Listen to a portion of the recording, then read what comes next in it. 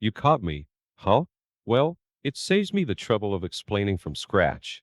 I'm marrying Jake, so let's get a divorce. I'd rather be with a man who has a bright future than sticking with a guy whose future is bleak. Right?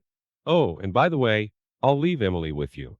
Susan, my wife, said with a nasty smirk. Her tone was completely condescending. Despite being confronted with evidence of her affair, Susan showed no remorse. At that moment, I felt something snap inside me. I'm Michael Johnson. I work in sales at a company that supports farmers. I majored in agriculture in college, aware of the harsh realities of farming, and joined this company wanting to support them. My job involves visiting contracted farmers to hear their concerns and propose solutions. I'm reasonably relied upon by the farmers I handle and have been promoted steadily due to my sincere approach to work. My personal life was blessed too. I married Susan, my college sweetheart, and a few years later, our daughter Emily was born. We supported each other and happily watched Emily grow. The big change in our life came when Emily turned 4. I was transferred from the sales department to the support and public relations department. My new role involved creating publicity materials to raise awareness about the challenges of agriculture and promote vegetable consumption.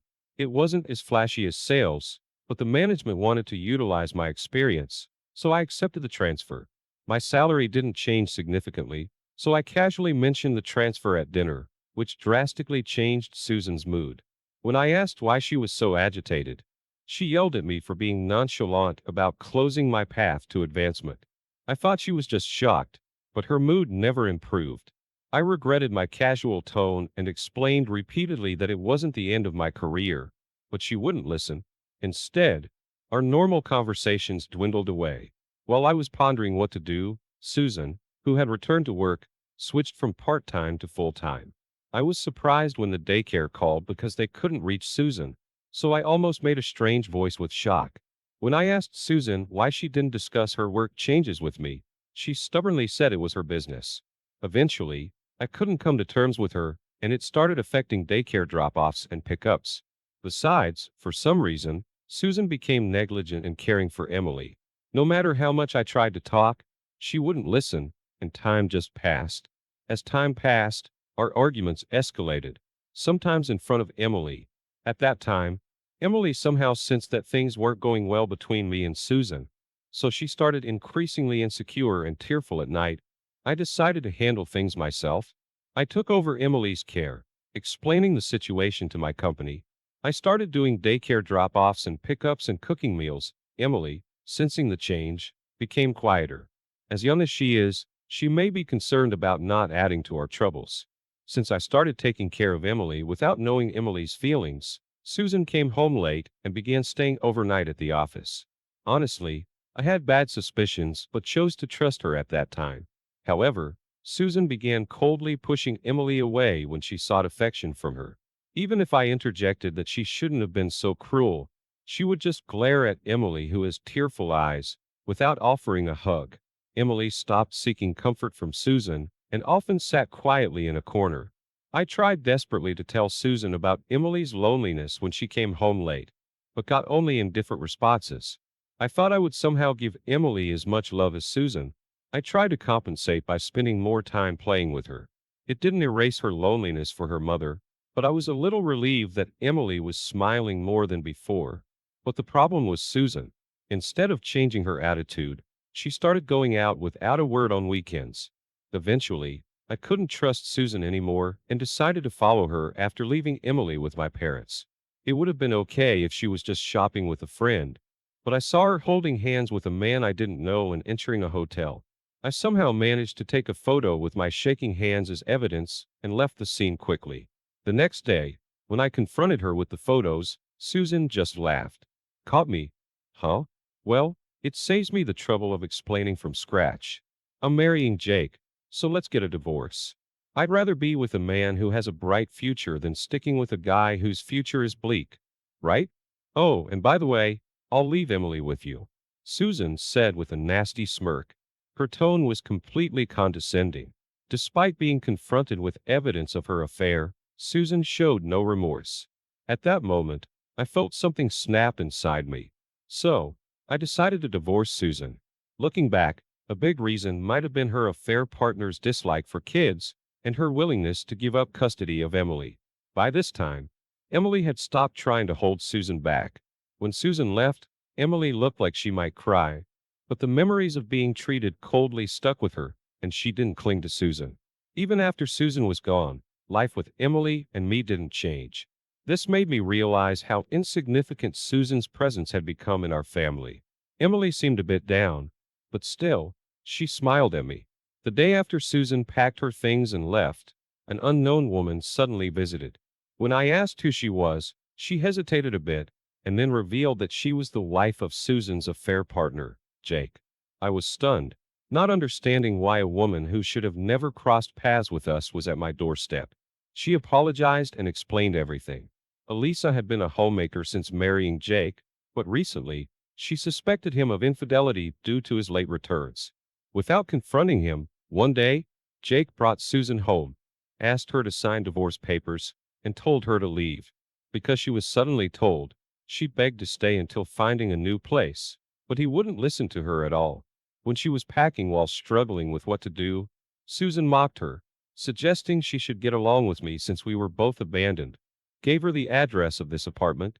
Even though she didn't expect to rely on me, she had no choice but to come here because of no money. I have nowhere to go. I don't even have the money to go to my parents' house. I know it's improper to ask, but could I stay here for a while? I'll do household chores and take care of your daughter. Please, I'm begging you. Elisa entreated me over and over again, looking desperate.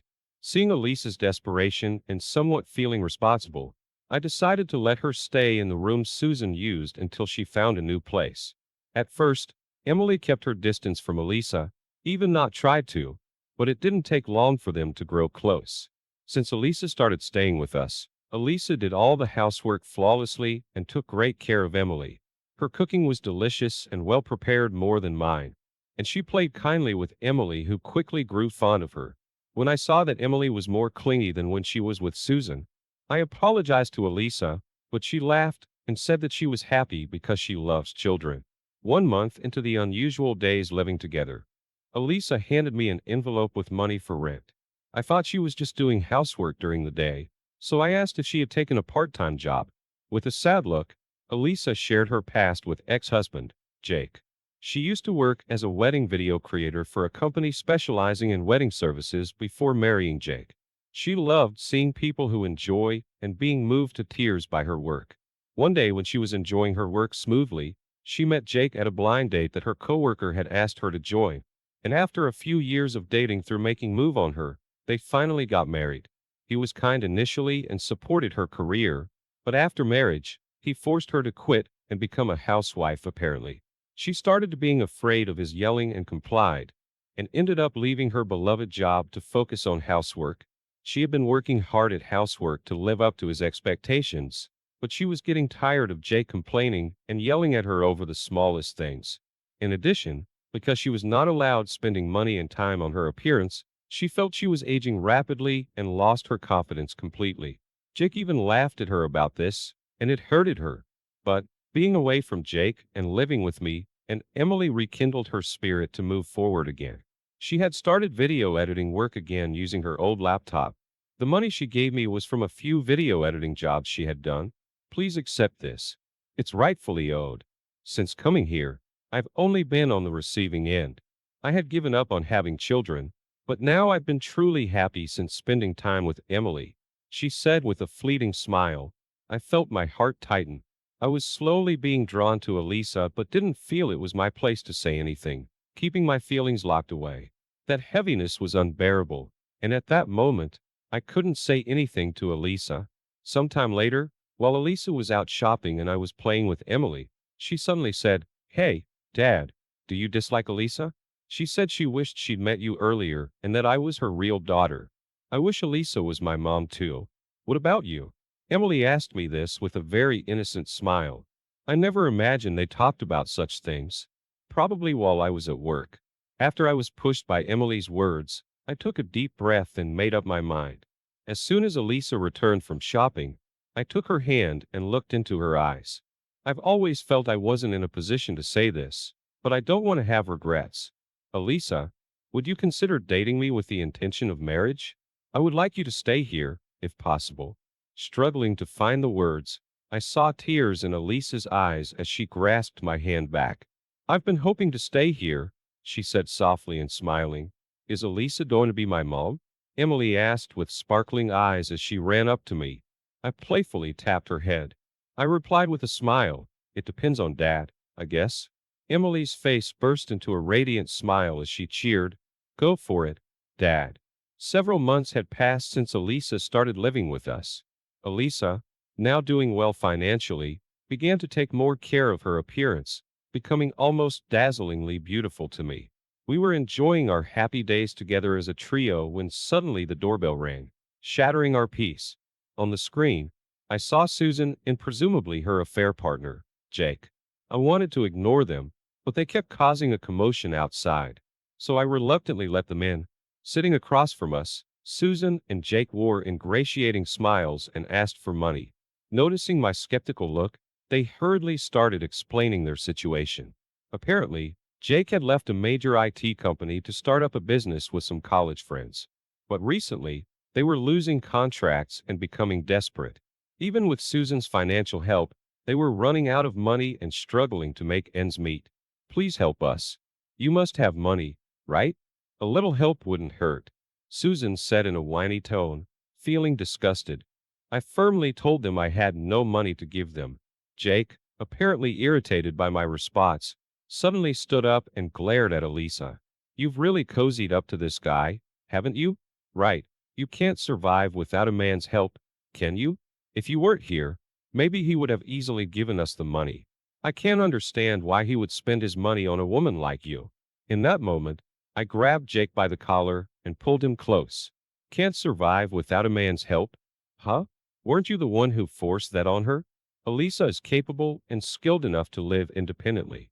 It's you who can't survive without relying on others. Like I said before, I won't give you a penny.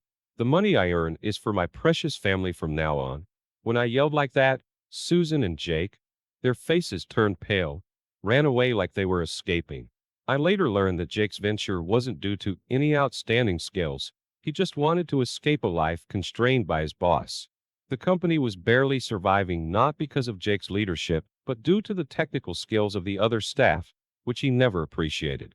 Eventually, his key employees left, and it ended up leading to the company's bankruptcy. Both enraged, Susan and Jake divorced and went back to their respective parents' homes. Susan, who always despised her family's farming background, had no choice but to help with the farm work, now sweating it out in the fields. Eventually, Elisa and I got married, forming a new bond. I initiated a new venture in the support and public relations department, partnering with Elisa as a business associate. We had always felt that our promotional magazines weren't enough, barely getting any readers. Including Elisa in our discussions, the videos we produced started reaching a lot of people. We began receiving numerous inquiries and questions about agriculture and vegetables, and are now halfway through discussions to create new videos using this feedback. Elisa, since helping with my work, rediscovered the joy and fulfillment of video editing. On a peaceful weekend,